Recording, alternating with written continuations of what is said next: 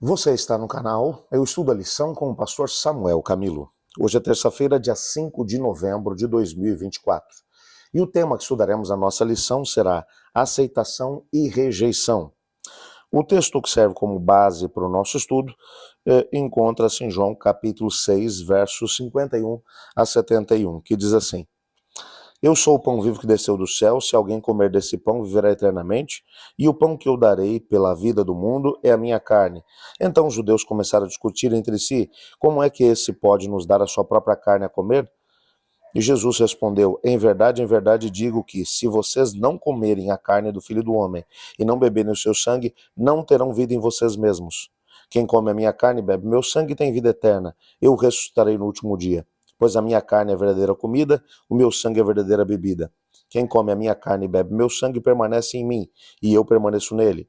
Assim como o Pai que vive me enviou, e igualmente eu vivo por causa do Pai. Também quem de mim se alimenta viverá por mim.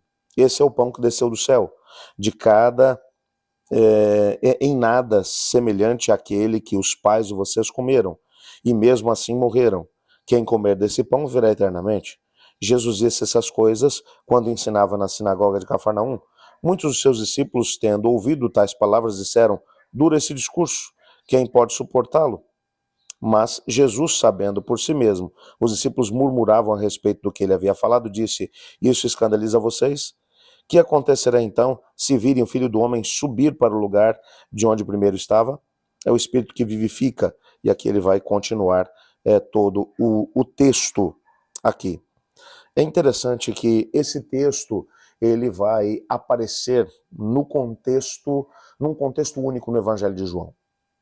Os evangelhos chamados sinóticos, todos eles mencionam a história da multiplicação dos pães e dos peixes, aonde, por causa de 5 pães e 2 peixinhos, uma multidão de 5.000 homens, sem contar mulheres e crianças, algo em torno de, no mínimo, 15.000 pessoas, foram alimentados através desse milagre operado por Jesus. Os evangelhos sinóticos, eles terminam a história contando o milagre. Entretanto, João vai além. João vai mencionar que logo depois que o milagre acontece, que o sinal, usando aqui a linguagem de João, acontece, os seus discípulos, juntamente com a multidão, começam a cogitar a possibilidade de fazer com que ele se torne rei, mesmo que seja à força. Os próprios discípulos vão trabalhando essa ideia junto com os discípulos. Eles também tinham a mesma visão distorcida que a maior parte das pessoas daquela época. Eles olhavam para Cristo Jesus, bem como para a vinda do Messias, para cumprir apenas aquelas profecias que mencionavam a vitória do Messias. Eles esperavam que Jesus se sentasse no trono de Davi. Eles esperavam que Jesus, de alguma forma, acabasse alcançando uma força e poder sobrenaturais e que acabasse expulsando os romanos dali. Mas, ao mesmo tempo, achavam que Jesus era humilde demais para aceitar essa ideia. Então, eles literalmente trabalharam com a multidão a ideia de fazer com que Jesus se tornasse rei à força. Lembra do que nós estudamos na lição de ontem? Ontem nós trabalhamos a ideia de que o próprio João Batista tinha uma visão distorcida a respeito do Messias. E foi através das revelações do Espírito Santo de Deus que ele foi compreendendo que Jesus é o Cordeiro de Deus que tira o pecado desse mundo. Que Jesus tinha nascido para poder morrer. Jesus agora olha para os discípulos e percebe que eles não têm a mesma visão que o João acabou adquirindo. E que João acabou por passar para os discípulos. Lembre que esses mesmos discípulos, pelo menos André e João, que estavam no meio da multidão, que ouviram João Batista apontar Jesus e apontá-lo como o Cordeiro de Deus que tira o pecado desse mundo, e agora tinha uma visão distorcida a respeito do ministério de Jesus. Veja, Jesus agora vai olhar para eles e vai perceber que algo tinha que ser feito. O que Jesus vai fazer no meio dessa história é alguma coisa realmente tremenda. Ele vai olhar para os discípulos e vai dizer: entrem no barco e atravessem o mar que eu vou encontrar vocês lá. Eles tentam argumentar com Jesus, Jesus fala com poder e autoridade que eles não são capazes de negar. Eles entram no barco e atravessam o mar, ou pelo menos começam a travessia. E Jesus despede a multidão e sobe o monte, aonde ele vai passar em oração. Ele vai clamar ao Pai até para que ele mantenha bem clara diante de si aquilo que é a visão a respeito do seu ministério. Eu acho fantástico isso. Jesus não se perde no meio do caminho, principalmente porque ele mantinha a visão afinada com o Pai. E agora, no meio dessa situação toda, Jesus ele desce do monte e ele vai caminhando sobre as águas. Ele tem um encontro com os discípulos, eles percebem o poder que Jesus tem, e Jesus acalma a tempestade, entra de volta no barco e eles vão para o outro lado. É interessante que o texto vai mencionar que eles estavam na sinagoga de Cafarnaum. Quando agora as pessoas se aproximam dele, e há um pedido por parte da multidão. A multidão ela vai dizer: Senhor, nossos pais comeram do maná no deserto. O Senhor podia operar um sinal para poder provar que o Senhor é o Messias. Foram 40 anos que eles comeram maná no deserto. Eles estão dando aqui uma dica para Jesus, de que eles querem o pão físico.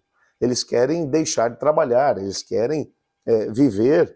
Imagina ter um rei que vai libertá-los do jugo romano e que vai todos os dias operar um milagre para que eles tenham comida sem precisar trabalhar. Jesus vai olhar para eles e vai dizer: o único pão que vocês vão comer hoje é o pão vivo que desceu do céu. Quem não comer a minha carne e não beber o meu sangue não tem vida. E para que tenham vida eterna, precisam comer da minha carne e do meu sangue. Porque assim eles terão a minha vida, que é uma vida que vem do Pai. E com esse discurso, muitos dos discípulos vão embora.